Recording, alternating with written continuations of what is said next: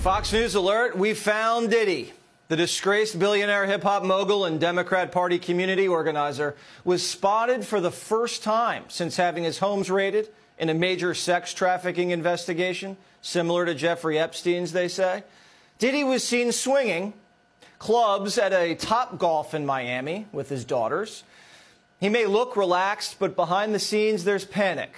TMZ reporting tonight that the federal case against him is expanding as prosecutors from the Southern District of New York have been dishing out subpoenas to multiple corporations tied to the mogul, like cell phone providers and computer companies. At the same time, Diddy's been unloading his assets. The timing, not coincidental. Selling off his stake in Revolt TV and returning music rights from Bad Boy Records. TMZ reporting the Fed slapping subpoenas on Diddy's chartered jets. Now, sources say even commercial airlines will be subpoenaed, possibly the FAA, as investigators look for anyone who flew on Diddy's dime. They're not only looking for victims, they're looking for witnesses, people with unfettered access to Diddy's alleged crimes and freak-off parties. Some inside of Diddy's world have already started talking. Diddy's former bodyguard says he'll go on the stand. I would testify to everything if I was told to. You know, if I was brought in to testify against that. You understand? I'm not going to sit there and wait in jail for him. Nah, I wouldn't do that. So you don't have no problem testifying? I have no problem sitting in the court of law, doing my due diligence. Others have begun to back up some of the allegations in Diddy's former producer, Rodney Lil Rod Jones's lawsuit. Lil Rod alleged Diddy's the one who pulled the trigger in the New York City nightclub shooting in '99, the one his prodigy, Shine, took the fall for. He even bragged about shooting people. The woman shot in the face, now speaking out. How can you be sure that it was actually P. Diddy? I looked straight forward ahead, and I watched the muzzle flash from both of their guns, and I felt the impact to my face instantly. Wow. There's no doubt in my mind who shot me. With subpoenas raining down, Diddy's inner circle's getting squeezed. His alleged drug mule's already been handcuffed.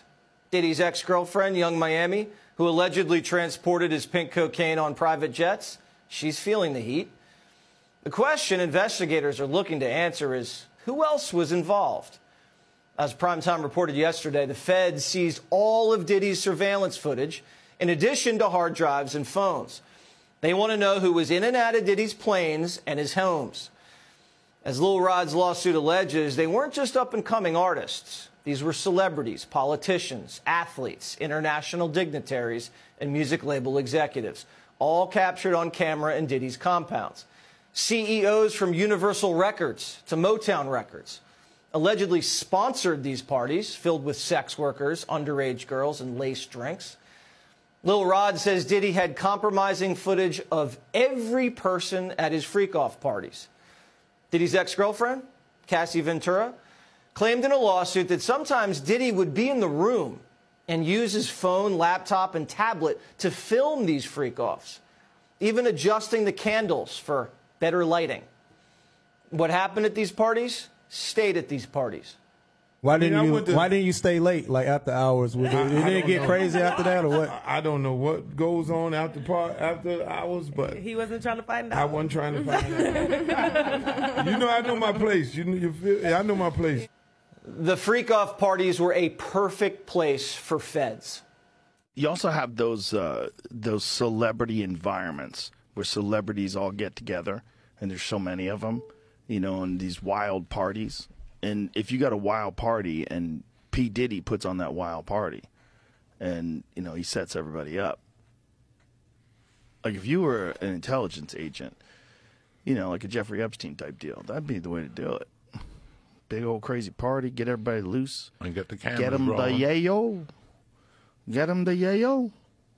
And everything else. Get them everything you need. Get fired up. Get those cameras rolling. And now you got everybody under wraps. Diddy's former bodyguard tonight alleging that Diddy was working for the FBI as a confidential informant. People don't realize this, brother. First and foremost, Puff has been dodging the legal system for years. Puff being, and this is documented, Puff being a CI for an FBI agent. They was taking some papers up to the FBI, so like when they was here in New York. They was taking paperwork up there and stuff like that. Don't know what it was, but later on found out that he was a CI. Now, Primetime can't confirm this, but if Diddy was an FBI informant, it explains why he was giving a pass to wreak havoc, according to his producer's lawsuit. What Diddy wanted, Diddy got. Savage! I'm a savage! Oh! I'm a savage! Whatever I want, I'm going to get! Whatever I want, I have to get! All while he was cozying up to Hollywood figures like Harvey Weinstein and becoming a major voice in the Democratic Party with his vote or die campaigns for Kerry, Barack, Hillary, Biden, getting souls to the polls. For 2 decades, Diddy thought he was untouchable.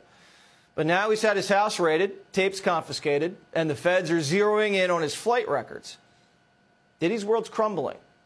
The rap industry's warning him that his clock's ticking. Infamous death row executive Suge Knight, serving time for a fatal hit and run, is warning the Brother Love handle won't fly in prison. I tell you what, Puffy, your life is in danger because you know the secrets